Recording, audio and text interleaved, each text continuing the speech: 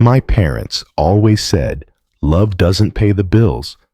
So, when I fell for a man with nothing but a dream and a kind heart, they gave me an ultimatum: marry the son of a wealthy investor or get out. I chose love, and they chose to erase me from their lives. I had no money, no safety net, and nowhere to go. But I had one thing they never understood: freedom. Years later, when my name hit national headlines, they came crawling back. And I had only one thing to say: I'm Grace, and I grew up as the only daughter in a family where success was everything, and love was a luxury no one could afford. My parents, Mia and Daniel, were immigrants who clawed their way from nothing into upper middle class success. So, my father ran a commercial construction firm that specialized in real estate development. My mother was the planner behind the scenes, ambitious, sharp, and obsessed with appearances. We lived in a pristine 5-bedroom home in the suburbs, drove imported cars, and took family Christmas photos that looked like magazine spreads. To everyone on the outside, we looked perfect. But behind closed doors, every conversation came with a price tag. Growing up, I learned that emotions were a liability. When I got my first heartbreak in high school, my mother didn't ask if I was okay. She asked how he ranked academically.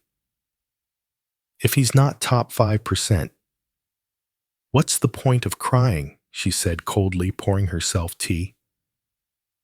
College wasn't about passion. It was strategy. I had wanted to major in design and marketing. My parents made me choose finance. You don't have the luxury to dream, my father snapped. You're going to build something real, something that earns. So I became the daughter they could brag about. Summa cum laude, straight A. A's, internships at firms my dad had built buildings for. I smiled through every forced dinner with investors' sons. I wore beige, spoke softly, and never said what I really thought. Because the moment I did, I could see their disappointment. Still, a part of me hoped that maybe, just maybe, they'd love me for who I was. That hope vanished when I turned 24. It was the night of my birthday dinner. I had just gotten a job offer from a branding agency in New York. My first step toward doing something I actually loved. I was glowing when I walked into the restaurant, thinking they'd finally be proud of me for choosing me.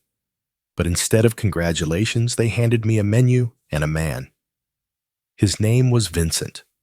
Wealthy, polished, cold. He was the only son of a business partner my father had been trying to close a major land deal with for years. Their families had vacationed together. His parents owned half a block of commercial property downtown. We think it's time you stopped chasing dreams and started thinking like an adult, my mom said, folding her napkin carefully. Vincent's family has a great reputation. If you two click, this could mean something good for all of us. My blood ran cold. I was being sold off for a deal. I tried to laugh, hoping they were joking, but the tension in their eyes said otherwise. They weren't asking, they were expecting. That night, I barely touched my food. I kept waiting for someone to realize how absurd it was. But my parents only smiled harder every time Vincent mentioned how many investment properties he already owned. When we got home, I confronted them. I'm not marrying someone for you. I'm not a bargaining chip. My father's face darkened. You think life is about passion. Love doesn't keep the lights on. Vincent is a good man from a strong family. You could have a secure future. What do you have now? I have a job offer. In New York. In branding, he scoffed. Branding? That's fluff. That's not a career, that's a hobby. You'd walk away from a chance like this for branding. My mother looked at me like I had insulted her personally. We've given you everything, and this is how you repay us. I stood silent, heart pounding. And then my father said it, the sentence that changed everything. If you walk out that door and choose that life don't come back. I stared at him, tears welling up. I had always been obedient, always the good daughter. But in that moment, something inside me cracked open. I'd rather struggle in truth than live rich in lies, I whispered. I packed that night 2 suitcases, $600 in savings, and a job that paid just enough to cover rent in a shoebox apartment in Queens. I left behind my room, my safety, my family name, and I stepped into the unknown. New York was loud, messy, and unapologetically alive. I arrived with 2 suitcases and a heart full of defiance. My apartment was a 4th floor walk-up with peeling paint and a kitchen the size of a closet. I shared it with 2 roommates I met on Craigslist. One of them was an aspiring dancer who practiced pirouettes in the hallway at 2 a.m. The other sold handmade jewelry on Etsy and had 3 cats who acted like they owned the place. It was chaos. It was freedom. It was mine. I started my job at the branding agency a week later. The pay wasn't great, and the hours were brutal, but I was finally working with color story, texture things I had long buried under spreadsheets and expectation.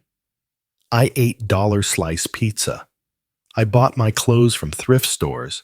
I learned how to stretch a pack of ramen into 3 meals. I was constantly tired, constantly behind on bills. But I was happy, at least for a while. One night, about 2 months in, I got a call from my mother. It was short, clipped. Your father is removing your name from the family account, effective immediately. I swallowed hard. That account was my only emergency cushion. Not that I had used it, but knowing it was there had given me a strange sense of backup, a silent thread connecting me to home even if they didn't approve of me. Is this really necessary? I asked. She sighed. You made your choice. Actions have consequences. Then she hung up.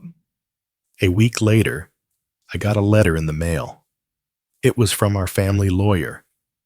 My parents were officially removing me from their will. No explanation. Just a legal document, cold and clinical. I was disowned. Legally, financially, personally. And yet they still sent me Christmas cards. Not hand-signed. Just printed with their names, Mia and Daniel. No mom or dad. It stung in a way I hadn't expected. Not because I wanted their money, but because I had still been clinging to hope. That someday they might come around. That maybe I'd get a call on a quiet Sunday where they'd ask how I was doing, not what I was earning. Instead, the silence stretched for months. I threw myself into work. I rose quickly, becoming the youngest team lead in my department. I had a knack for story-driven campaigns and understanding what women really wanted to feel when they bought something confidence, control, freedom. Still, something inside me felt unfinished. Most of the brands we worked with were led by men, male designers, male executives, male investors, all talking about what women liked. And I thought, what if we talked to women instead of about them? That idea haunted me. I started scribbling thoughts into a notebook. Branding ideas, names, taglines. A vision for a lingerie company built by women, for women, where beauty wasn't about being desirable to men, but about owning your own body, your own narrative. I called it Embolden. I started working nights and weekends, researching fabric suppliers' design software. I maxed out my credit card to take a crash course in garment production. I cold emailed local seamstresses and begged them to let me shadow. I didn't tell anyone what I was doing. It was mine, all mine. But the pressure was mounting. One night, my roommate's cat knocked over a cup of tea and fried my only laptop. I had just finished a prototype pitch deck. I cried for 3 hours, then stayed up all night redoing it at a public library computer. A month later, I lost my job, budget cuts, restructuring. Whatever excuse they gave me, it didn't matter. I walked out with a box of plants and pens and 2 weeks of severance. I remember standing on the subway platform that day, staring down at the tracks, wondering if I had made a huge mistake. If I should have just married Vincent and lived in a gilded cage. If freedom was worth this much fear. But then I looked down at my shoes, cheap sneakers, duct taped at the sole, and thought, these shoes have taken me farther than anyone thought I'd go. So I walked home. I opened my notebook, and I started again. This time with no safety net, no job, no family, just a vision and a fire in my chest. It's funny how survival can sharpen your creativity. With no job and dwindling savings, Embolden went from being a side project to my only shot. I turned my tiny bedroom into a war room. Sticky notes on the walls, fabric swatches and shoeboxes, paper patterns taped across my floor. I applied for freelance gigs, logo design, product, naming anything to keep the lights on. Most months, I barely scraped by. Rent was paid in pieces. Meals became rice beans and whatever was on discount. But slowly, pieces of Embolden started coming together. I found a local garment maker in Brooklyn, Nia, who believed in my concept. She'd been working in lingerie factories for over a decade and was tired of producing for companies that only made sexy for men. She loved the idea of lingerie as power, not performance. We met over coffee, and she said, if you can get me the fabric, I'll help you make samples. But you better be serious. I'm dead serious, I said. This is everything. So I pawned my tablet to buy the first rolls of fabric. Our first prototypes were rough. The stitching wasn't perfect. The fit was inconsistent. But they felt different, comfortable, confident, strong. I tested the first set on myself, then on my roommates, who immediately asked if they could buy more. One of them said, I've never felt this good in underwear in my life. That was all I needed. I built a website from scratch, took photos on my phone, wrote every product description myself. Embolden's tagline was simple, not for him, for you. When the site went live, I cried, not because I expected it to explode, but because I had built something real, something mine. The first week, we sold 19 units. I messaged every single customer personally to thank them. One woman wrote back, this made me feel like I belonged to myself again. I printed that message and taped it to my wall. I started reaching out to micro-influencers, small creators with real audiences. I offered free samples in exchange for honest reviews. Most ignored me. But one Sabrina, a plus-size fashion blogger, posted a video review that went semi-viral. Overnight, our traffic tripled. Orders poured in, not thousands but hundreds, which for me felt like a revolution. Then came the growing pains. I didn't have the inventory. Nia was sewing every order by hand. We were drowning. I tried to hire extra help, but I couldn't afford full-time staff. I brought in interns from a fashion school, promising experience instead of pay. I hated that, but it was all I could offer. One night, I fell asleep on the floor of our workroom and woke up to find a rat chewing through a delivery box. I broke down, full heaving sobs. I hadn't spoken to my parents in over a year. I didn't know if they even knew what I was doing. Then a week later, I got an email that changed everything. Subject line Oprah's favorite things, consideration. I thought it was spam, but it wasn't. One of our customers, turns out she was a production assistant for a media agency, had submitted Embolden for consideration for Oprah's annual holiday list. They were interested. They wanted to review our products. Fast. I froze. This could change everything, but only if we delivered. Nia and I went into overdrive. We sewed, packed, and hand-delivered the samples with a hand-written note. Then we waited. Weeks passed. I refreshed my email constantly. In the meantime, I was offered a meeting with a group of angel investors. All men. All skeptical. Lingerie for empowerment, one said, smirking. You think women care about that? No, I said. I know they do. You just don't get it. I walked out with nothing. But I didn't care. I didn't need people who didn't believe in the mission. Instead, I turned to crowdfunding. I told my story, showed my face, admitted I was building from scratch, with no safety net and no family backing. The video got shared across TikTok and Reddit. Donations came in from women across the country, some sending $5, some $500. The campaign raised $82,000 in 1 month. That was the moment I knew. Embolden was real, not just a passion project, a movement. Then the Oprah news dropped. We made the list. I got the call while standing in a laundromat. I sank to the tile floor and screamed. Orders exploded.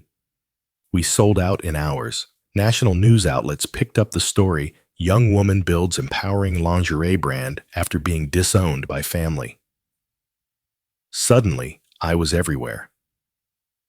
Interview requests, podcast features, collaborations with feminist artists, department stores reaching out.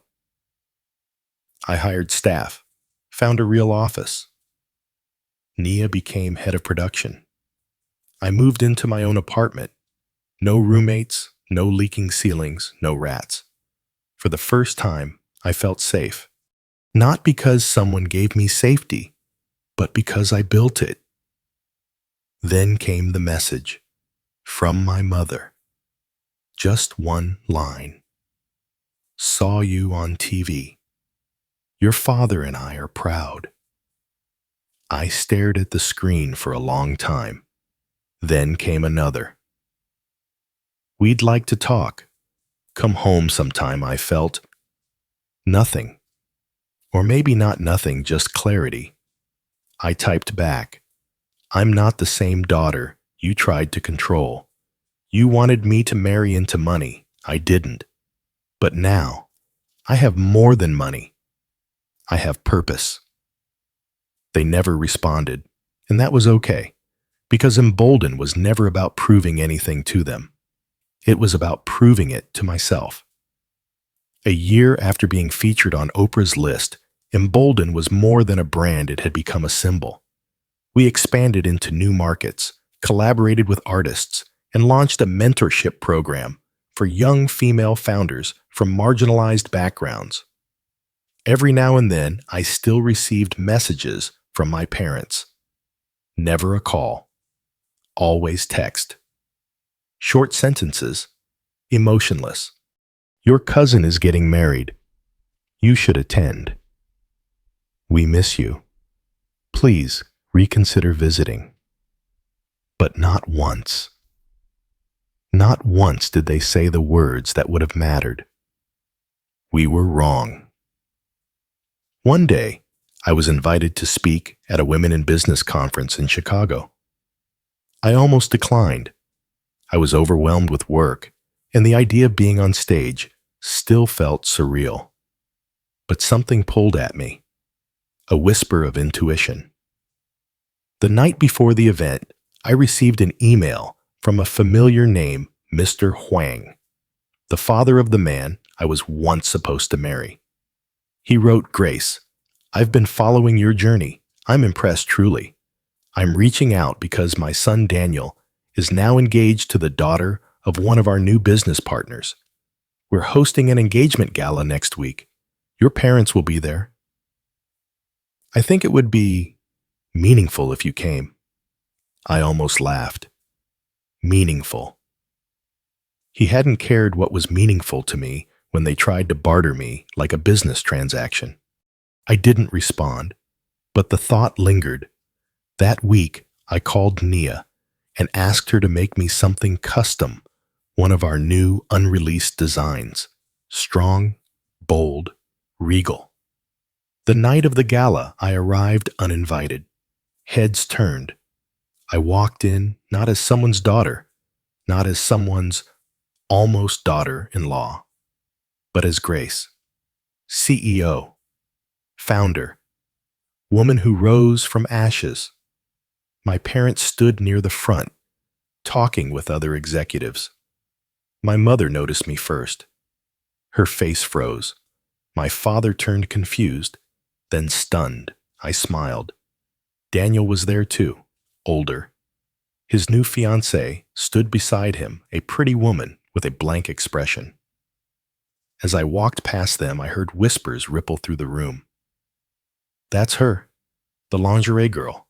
Didn't she make Oprah's list?" I walked straight to the bar and ordered a drink like I belonged there. Because I did. Eventually, my mother approached.